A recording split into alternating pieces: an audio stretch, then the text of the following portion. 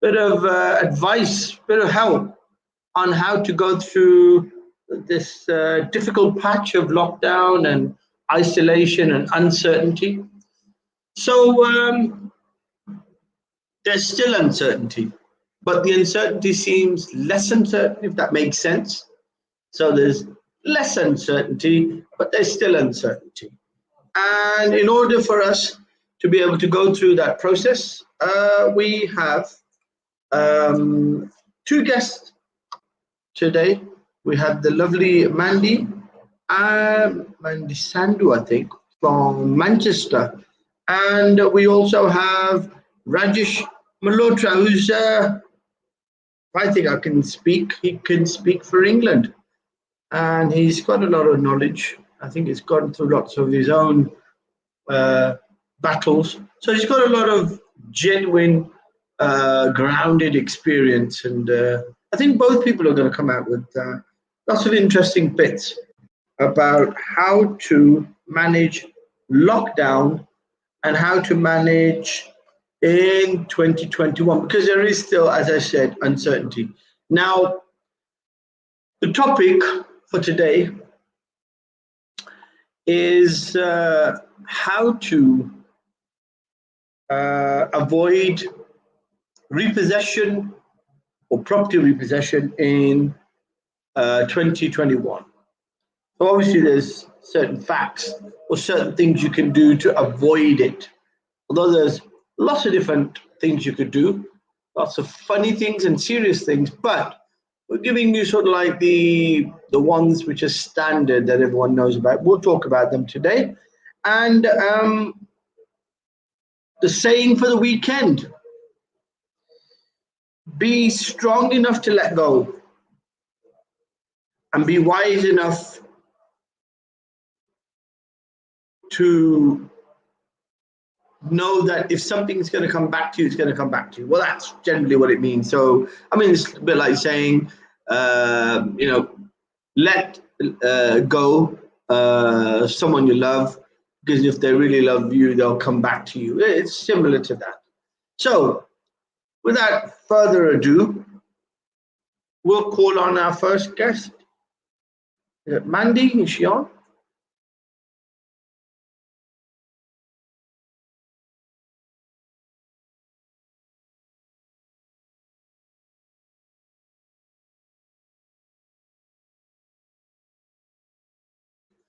Right, we're still waiting for Mandy to be added in. I'm sorry about that. Preemptive, bit of a preemptive position. Mandy, how you doing? How you doing? I'm okay. How are you? Well, good. We're good. As good as we can be. So, what's the weather like there in sunny Manchester? It's not so sunny. It's raining and miserable, unfortunately. Miserable. That's a relative term, because where I look at rain is no rainy, no cornflakes here. So I look at rain as being a blessing, because you don't get any rain, you won't get any cornflakes on the table. So, okay, yeah. So I look at everything from a positive but a realistic point of view, that the rain does its own job. It does. The winter does its own job. Snow does its own job. The sun does a bit of work. And in between works as well. Autumn and a bit of spring. Okay, so tell us, it's raining in Manchester, a bit miserable. I think it probably looks a bit more miserable when you're in the city, because everything's already grey and the cloud becomes grey. So I think that's probably why people seem to. But I think when you're out in the country a bit, and it rains, things look brighter. They clear up. Things start to blossom because of the water.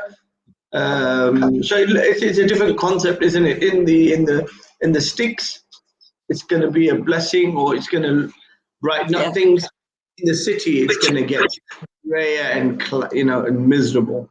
So it's raining in Manchester. Is it heavy rain or is it a drizzle?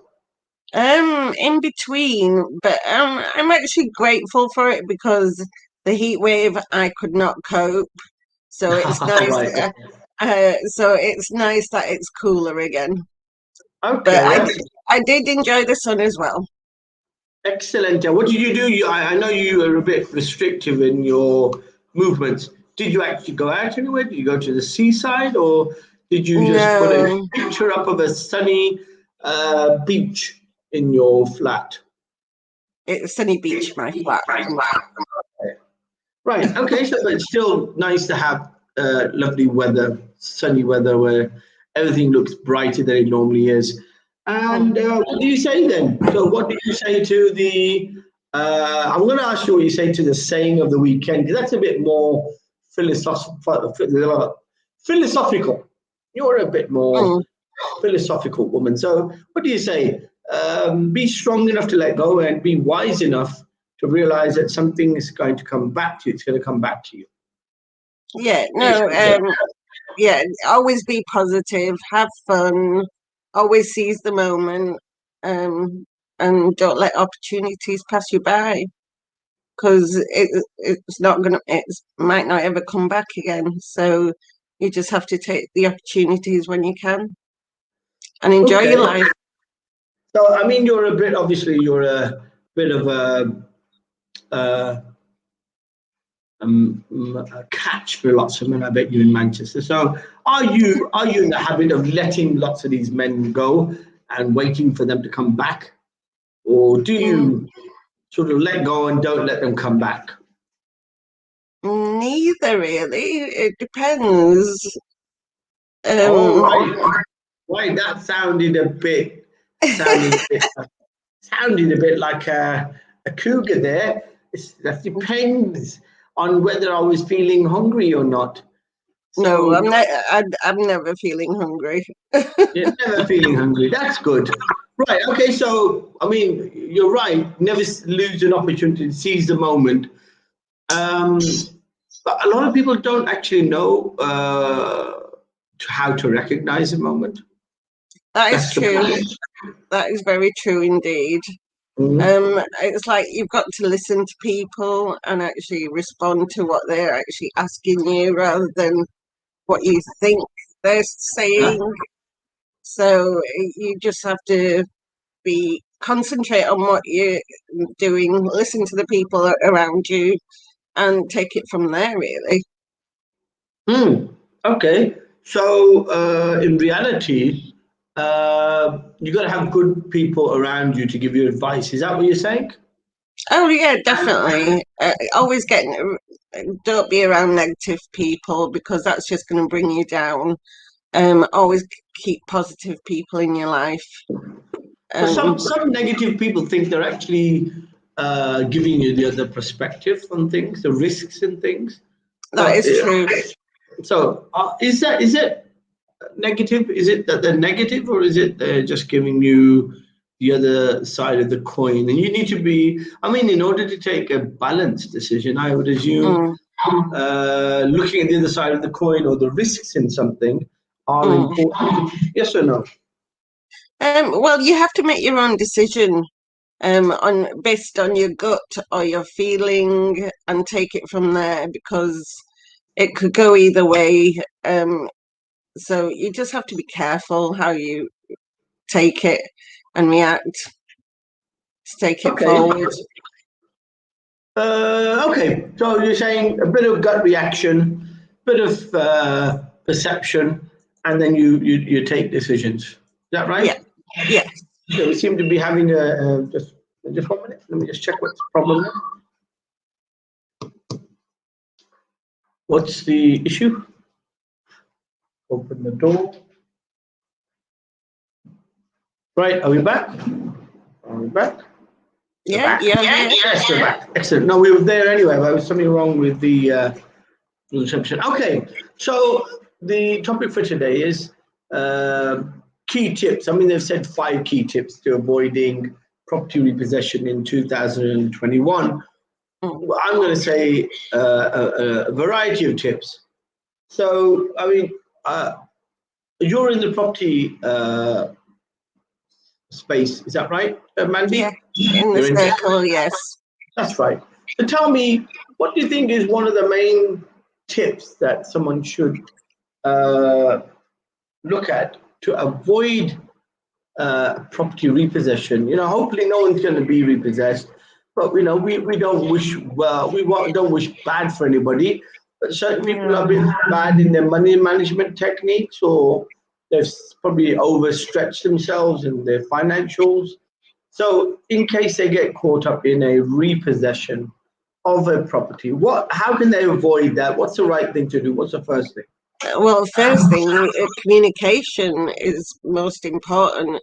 If you just ignore it, it's not going to go away. So, Wow. Okay, that's coming from a strong lady, like a real woman, and I think that is a common problem across the board for people in property, that they have a habit of burying their head in the sand and they don't want to know the bad news. They shouldn't look at it. No, they shouldn't look at it as bad news. They should look at it as a new challenge rather than bad news. Personally. Okay, now let's play in a scenario then. First of all, let's go to the basic. Let's see why do you think people fall into repossession? What's one of the reasons? Like you said, money management, bad money management, definitely. Or they might have lost their job and not communicating that to the landlord. So it's the mortgagee, the bank, really, because you can't be that as well. Yeah, so they need to talk to the mortgage people as well, and sort of say this is a situation. Yeah. Hello. Yep. Yeah, continue, honey. I'm just listening to you. Sorry. Oh, okay. No. Oh no! So you need to speak to the whether it's the bank or the landlord. Communication is key, because at least you can hold off on a long term and try and resolve the issue rather than let it just sit there and get the property repossessed or being asked to leave a property. And you don't want to go through that stress, to be honest. I know it's stressful anyway as soon as you get that call, but it's trying to stay strong and going forward and actually just speak to somebody about it. And we've got 4 things there for Mandy. We've got stay strong, moving forward, talk to somebody, communicate with the mortgagee, the bank, because we're only talking about repossession. We're not talking about eviction. Okay. And take the issue as a challenge. 4 excellent tips there. So take the actual matter as a challenge. Don't bury your head in the sand. Address that matter. Anything else? Talk to a financial advisor and see if they can help. It's the obvious one. Yeah. Talk to a financial advisor and see if there's any way that he can help you get out the problem. Okay. I'm going to go back to the basics and just give you a summary of why people can and will get into a situation where they're going to be repossessed. So when we understand why, what the foundation of repossession is, then it will make it easier for us to understand all the wonderful points that Mandy has given in their context. Okay, so person A goes to an independent financial advisor, or in certain cases directly with the bank, and says, look, I want to buy a property. Right, excellent, sir. Where would you like to buy it? It's in Manchester. Cases for Mandy, just to make it simple. A property in Manchester, it's worth 200,000. Excelente. You need to put 10% down, which is 20,000, and you've got £180,000 loan. Right, you're taking a loan out. Who's the lender? Who's giving you that money? It's normally a mortgagee, a bank that does mortgages. It's different to a high street bank that looks after your money. For example, NatWest is a high street bank, whereas Bradford Bingley, the old days, or Santander, They are predominantly a mortgage company, and they have other products and services, but we're not going to go into that so we don't confuse the matter. So you have two types of banks generally. One bank just does retail, high street banking with its clients. So I've got a wage coming to me. I put my wage into the bank. The bank looks after my money, and it pays me X amount or deducts X amount for looking after my money every month. But I have my wages coming there, I have XYZ coming there, and I use that bank for my debits, credit, getting a credit card, XYZ. So, and I also take out personal loans from there as well. If I want to buy something or I want to go on holiday, I want a bit of extra money, I can take a loan out and pay it off to that bank. That's retail banking. Then you go over to mortgage lending banks. So, as I've said, likes of Santander, likes of Bradford Bingley, likes of West Bromwich. These are all, they're called building societies. And the reason they're called building societies is because they are societies of people with money who have helped to build or purchase assets. So these type of banks that are called the mortgagees are slightly different, and the way they operate is slightly different. So I want to buy a property worth 200,000 in Manchester. The bank looked at my finances, looked at my income, and said, "Look, you want to buy this?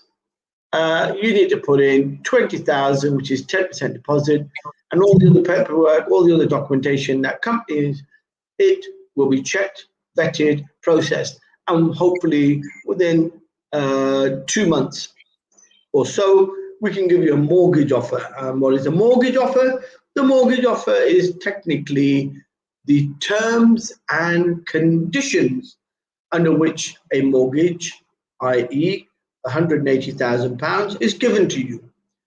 Now, a mortgage is normally a longer term commitment. It's a lifetime commitment, because the meaning of mortgage is until you are alive. So it's more, which comes from the Latin word death, until death, you could say. A bit like saying you will marry and you promise to love and what's it now? What's it? Love and cherish. That's it. Love and cherish the property for your life, and look after it until eternity. And that's what a mortgage is. You're looking after your property until death. You're looking after the property, and you're looking after the financial monies that have been lent to you. Now, once that amount of money has been given to you, 180, it's normally spread over a longer period because they're expecting it to be over your lifetime. So it's normally a 10, 15, 20, 25-year mortgage.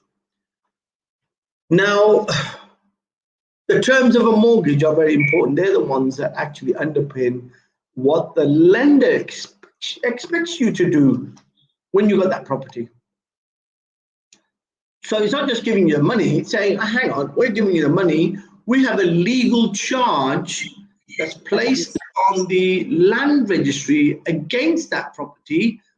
You're the legal title owner. So Mr. X owns the property on the land registry, but Bank Y has put a legal charge worth 180,000 on that property until the time the mortgage is redeemed.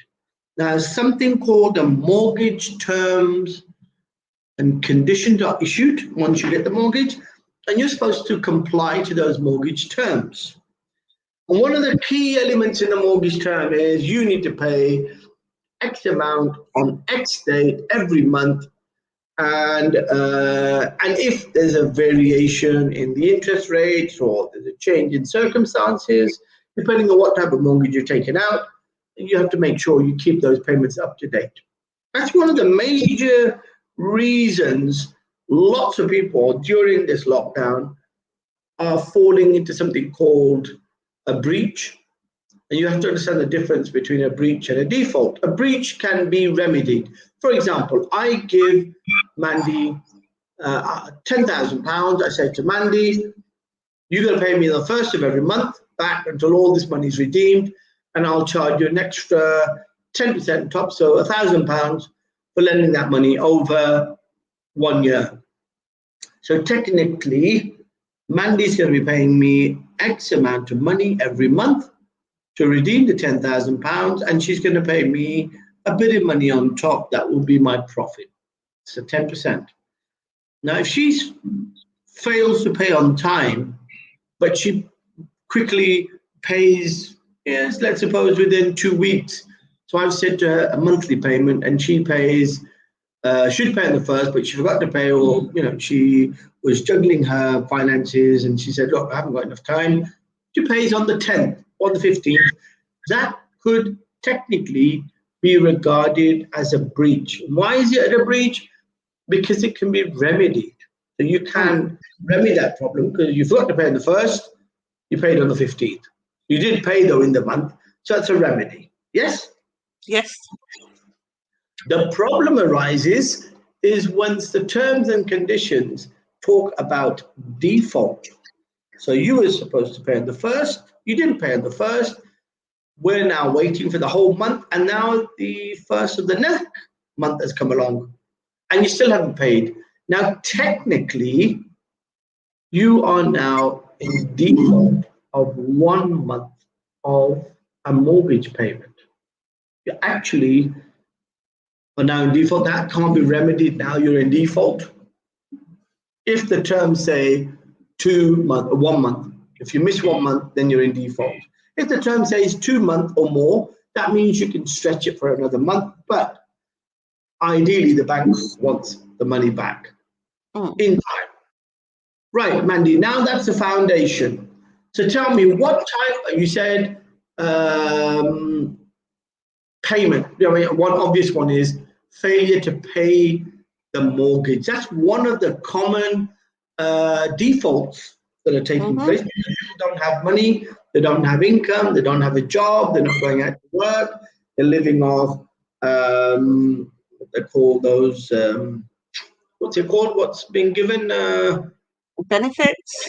Yeah, furloughs. Benefits is for people who don't work. I mean, furlough is for someone who was working, they've been given their wages and a furlough, but it's only limited. I think, has the furlough scheme finished now? No, not yet. I think it's October that it finishes. Right. So everyone on furlough, if they're managing their money properly, they should have enough money there to pay the mortgage. But God forbid they don't. Yeah. That's one of the biggest defaults. Is that right, Mandy? Yeah, no, definitely. But some people have actually saved in this lockdown, and some people haven't, obviously. Yeah. Again, it's as soon as you miss a payment, they're on your back. Right. And you need That's one of the biggest breaches. Let's call it a breach because we don't know whether it's 1 month they allow, 2 months. We just say one of the biggest breaches is missing a payment. Yeah. So let's discuss that. How do you make sure you don't miss a payment, first of all? How do you do that, Mandy? Make sure you're a very shrewd money manager, and you've saved enough. You've got a lovely, I think, new hairdo, as I see, looking very. Just looking very it fresh. It needs dyeing, actually. My grey hair is showing through. Right, okay. So let's ask you, Mandy, how would you avoid not missing your mortgage payment? What do you do? Well, I'd make sure, first of all, not spend the money that's due for the mortgage payment. And then, second of all, if there's problems with work or you're going to be made redundant, get in touch with the bank straight away, and you would negotiate a different term of paying, or a lower payment, or interest only. So there's options there for people. It's just whether they take them or not. Okay. So one of the cleverest things I think to do is, like Mandy just said, is to set the money aside. Don't touch it. Just treat it as if it was a golden goose. It's not to be touched. Is that right, Mandy? Yes, or put it in a separate bank account so you know it's there and you won't touch it. And then whatever you've got left over for your bills and day-to-day expenditure, you know where you're up to, and or even have a separate bank account for your bills as well on top of that. So after all that has been transferred, after you've been paid, you know what you've got left to play with. So Yeah. that's how I've worked mine, and it's always worked for me. Yeah. Yeah, I think that's perfectly fine. I think that is then number one point, I would say, to avoid repossession. Be clever with your money management. I think Mandy brings out a very, very important point that most people have got money saved during the lockdown because you've got no additional entertainment or parties or a travel that you're doing because you're basically you've been contained for about a year and a half. So really, there should be a lot of saving sloshing around. Is that right, Mandy? Yeah, well, you'd hope so, but I know people have gone mad buying things online over the lockdown because we couldn't go to the shops, etc. So spending can get out of control very easily. So it's just money management. Yeah, money management number one. Okay, let's put that aside then. Money management is very important. So I think being disciplined about how you manage your money. Now, there's a topic that I covered a while ago. It wasn't on the drive time, but it's the difference between what they say is the difference between somebody who spends money and someone who manages money. That's the secret to success. Learning to manage money is actually the right thing to do. Spending money, anybody can do. Is that right? Yeah, definitely. It's very easy to spend money. But managing money is actually the issue. Yeah, no, yeah, you have to be strong and manage it, to be honest. I know it's very easily done. You could have a month here, there, even if you're managing money as well sometimes. So you can relapse in that sense as well. So it's just keeping track of everything at the start of the month, end of the month, and just keeping on top of it. Make it part of the regular routine. Yeah. Okay. So point one, I would regard as how to avoid property repossession in 2021. Be good at managing your money. I think a second point that comes out of that we discussed is learn to be disciplined in your spending, because even if you put that money in separate accounts, ultimately, if you're spending more than you need to, like you just said, lots of people were doing online shopping and going crazy and trying to seek comfort in online shopping. You probably find that the actual savings were being dwindled by people doing online shopping. Is that right? Yeah, definitely. Okay, so the way to avoid running thin on money is to stick to a strict discipline of money management, but more importantly, avoid excessive expenses. Yeah, definitely.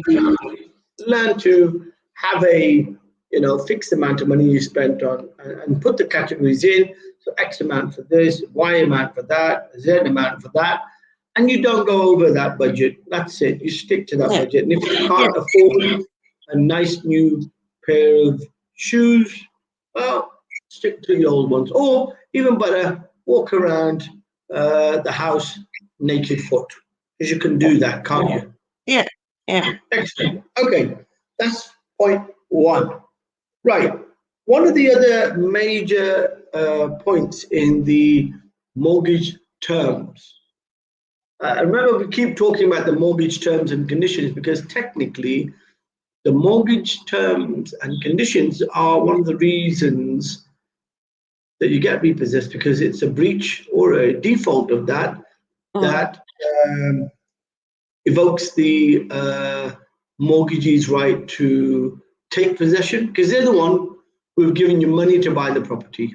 That's the thing that everyone seems to forget. That property is a wonderful thing. Property is an excellent thing to make money, to become financially free. But ultimately, when you put finances on money, when you have a limited resource and you want to buy something, and the purchase of that thing is with financial solutions or financial instruments, that's actually why you lose control of things. If you were going to buy things with cash, then you haven't got any problems, have you? Is that right? Yeah. So what's one of your vices, Mandy? What's one of your, Well, as in what I'd spend my money on? Oh. Are you? Yes. Oh, okay. I don't really. It's only my bills and my food. Was that not a good coffee or tea?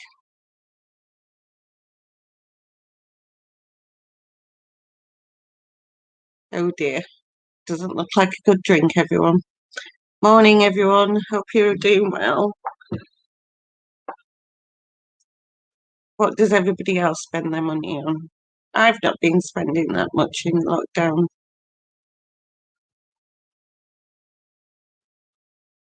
Oh dear. Had a shock, obviously. Somebody's put something into my tea without my permission, and now, right, okay, so let's continue. Oh dear.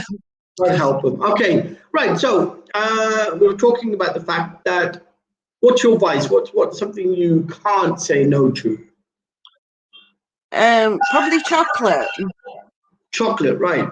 Yeah. So that's your vice, chocolate, let's suppose. Now, in the terms and in the conditions, one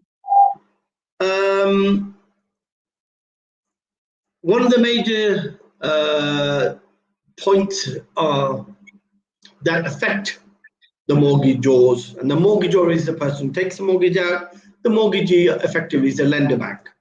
One of the major points, apart from a breach or a default in the terms of payment, is not being able to maintain the property in a good state and affecting the loan to value clause.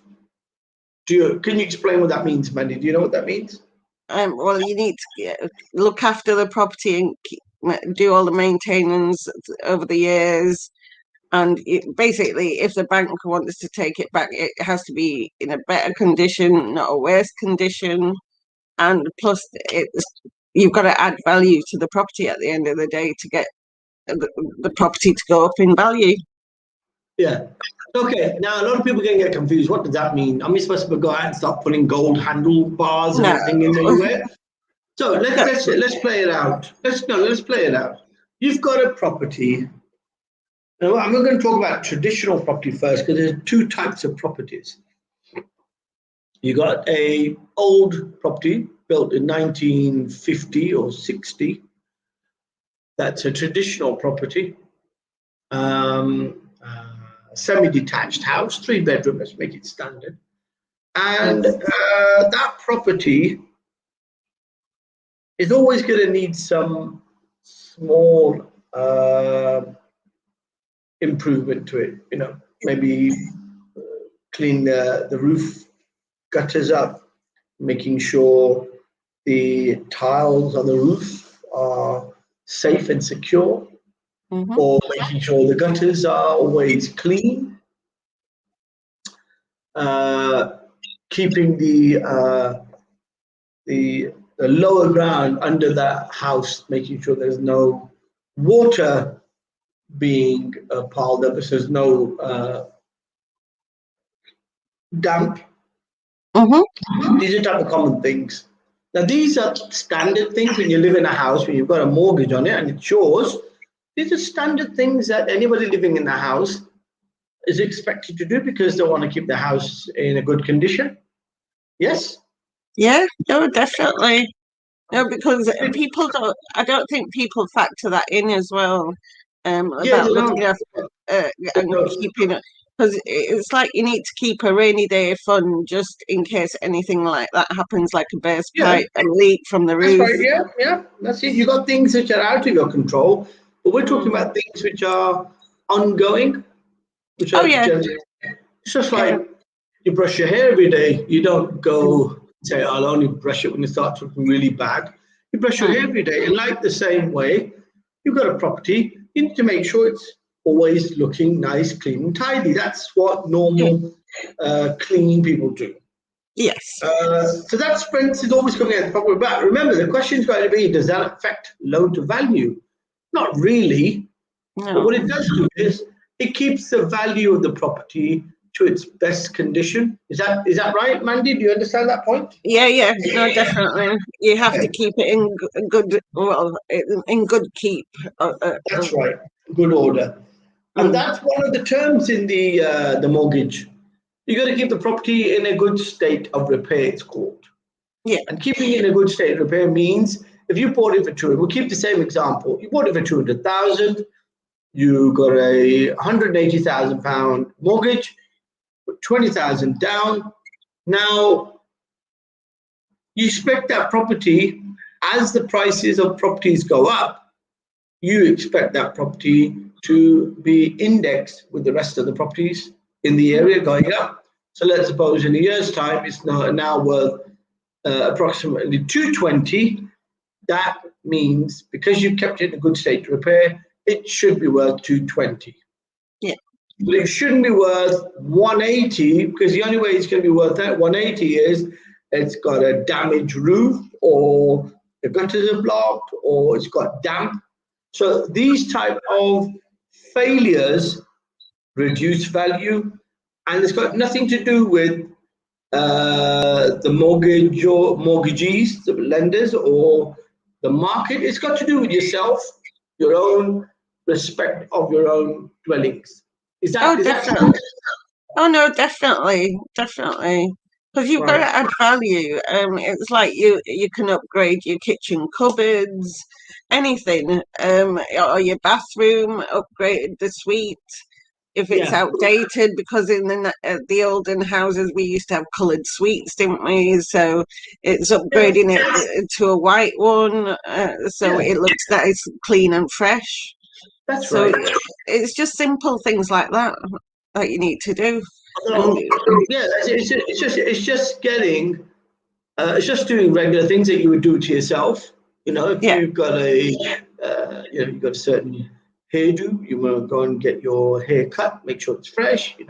It's mm, what you're expected to do to keep it in a good condition. oh, Now, definitely. now the problem is,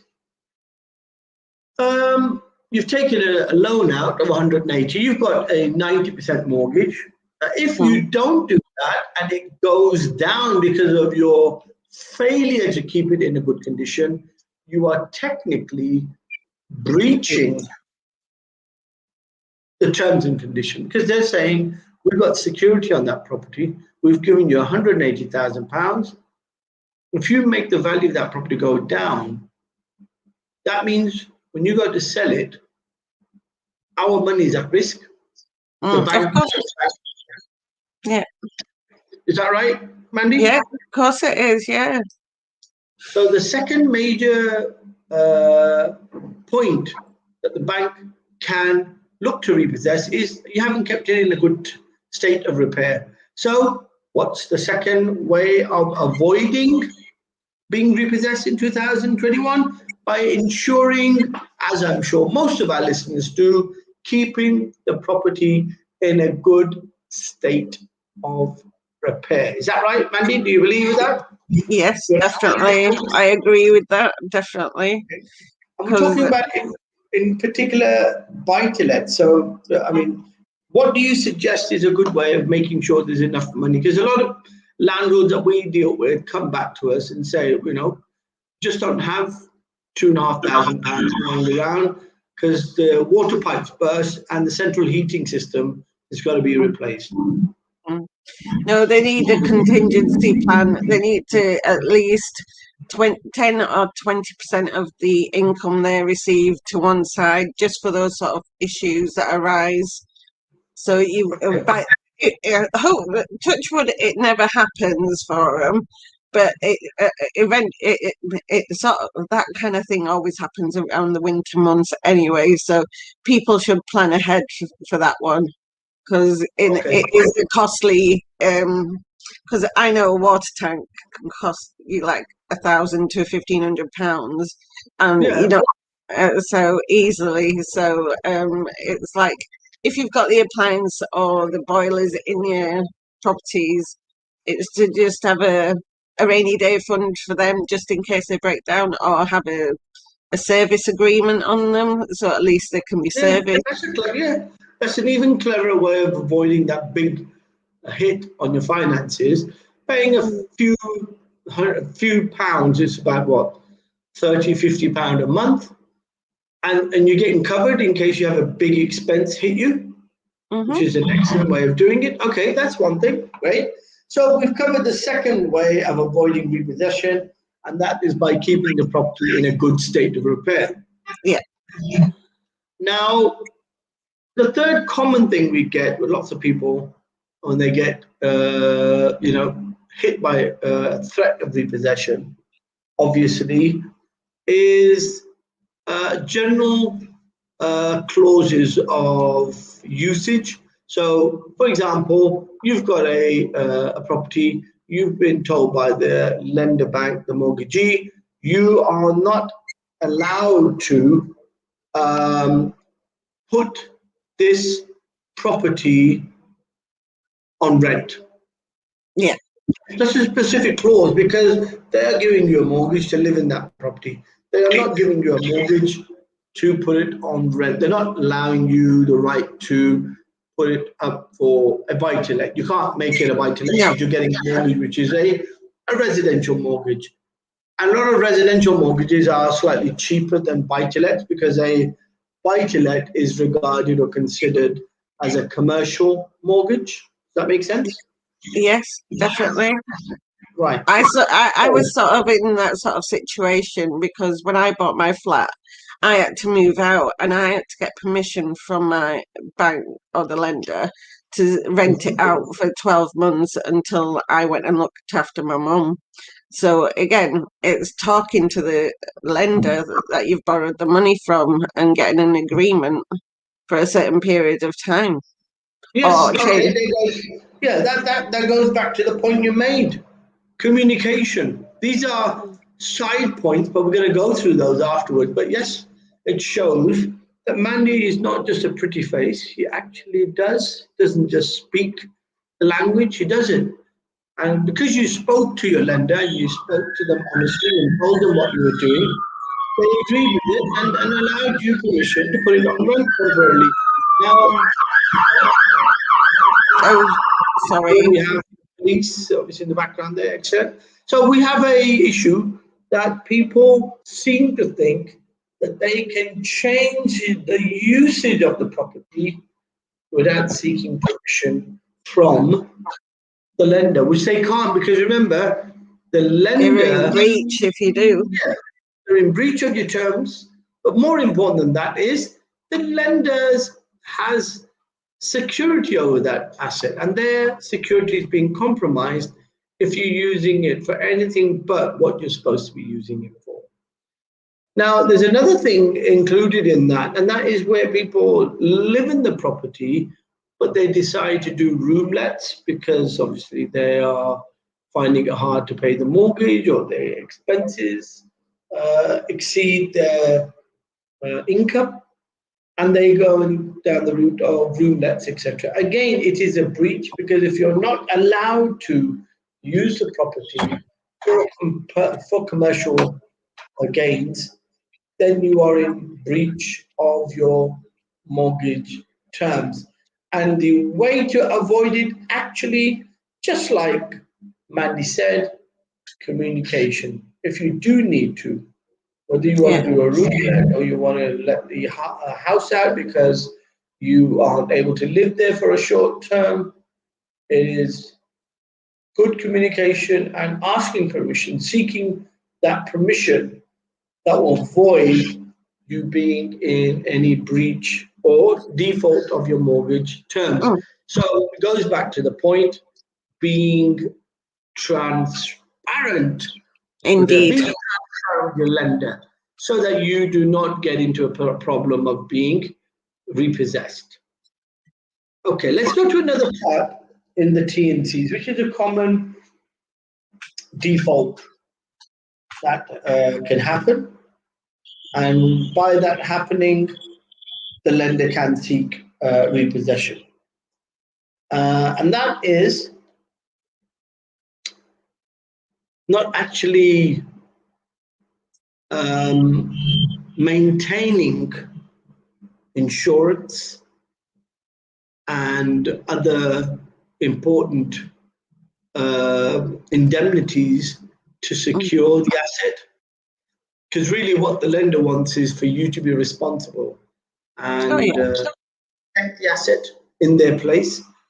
They are the chargees, but they're not the legal owners. You're the legal owner, but they're giving you the money. Their issue is our money is at risk if you're not doing what you're supposed to do as a responsible mortgagor, which means insurance. That's also a breach. And it's a breach if you don't put the mortgage, if you don't put the insurance in place, it's a breach. If you go out and get the insurance done, then obviously it's a remedy. But if you don't do the basics in insuring the asset, then you're putting yourself at risk. So the easier way, it goes back to the same point, keeping your money management in check, being a good money manager, and ensuring that the relevant indemnities, insurances that you require to protect the property are in place. Now, there are different types of insurances. If you are using the property as a buy-to-let, then the insurances are different. If you're using it for residents, it's different.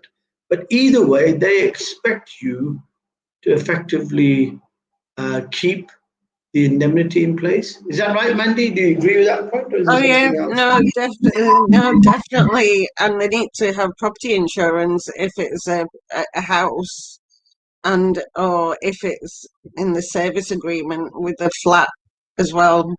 If not, you've got to get it on top. You need to have that in place regardless, in my opinion. Excellent. Right. Okay, we'll come to the last 10 minutes of the show. I'm going to ask you, Mandy, these are the ones that come from the terms and conditions. Do you know anything else in the terms and conditions that normally lead to a repossession? I can't recall. It's been a long time since I've looked at the terms and conditions in a mortgage application. But the only thing I can think of is not to be a nuisance as well. And cause disruption in the area. That's probably more for tenants. When you look to the tenants, not more for mortgagors. You know, mortgagors can be crazy if they like, because as long as they're concerned, the mortgagee is just concerned with you looking after your property. If you can go around the neighbours and have arguments, it doesn't really bother them. No. Right.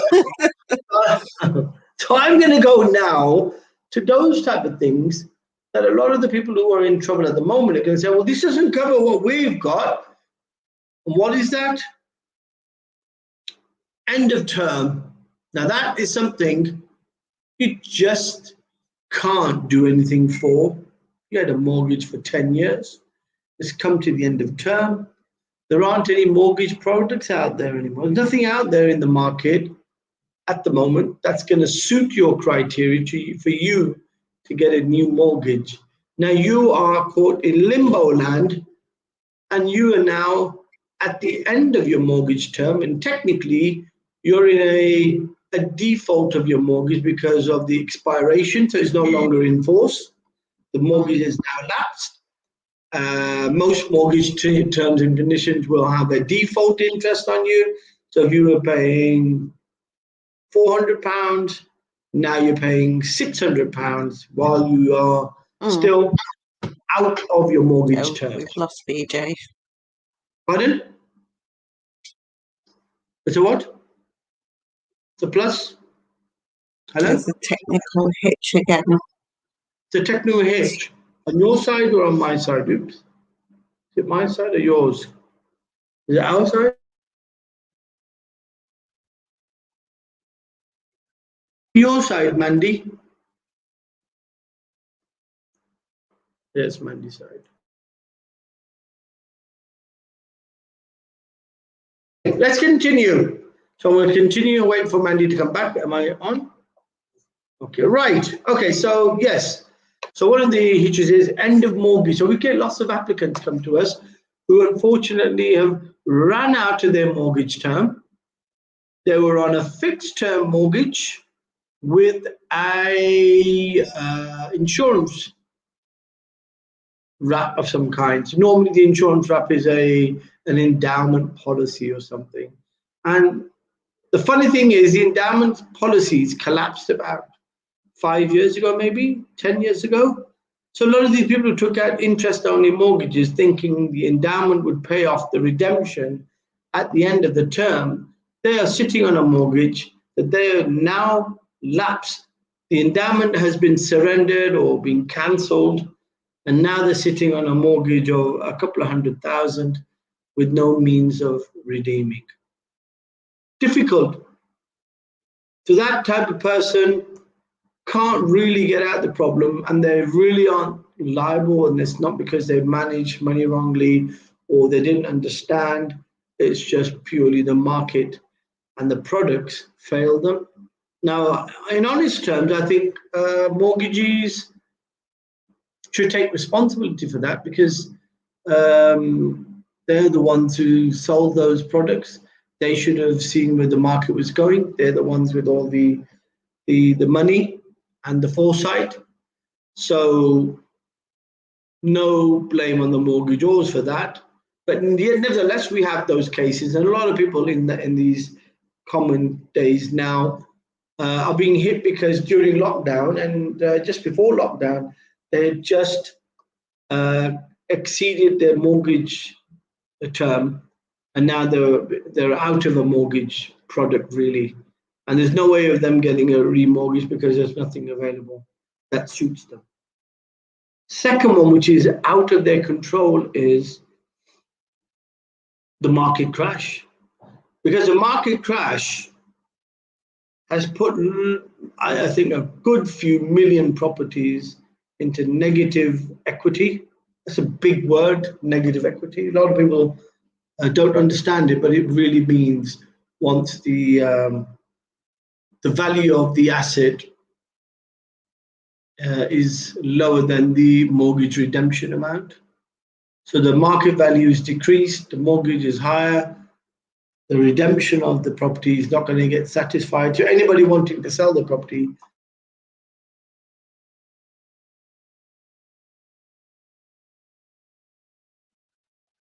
back. Are you back on now, Mandy? I am. I don't know what happened there.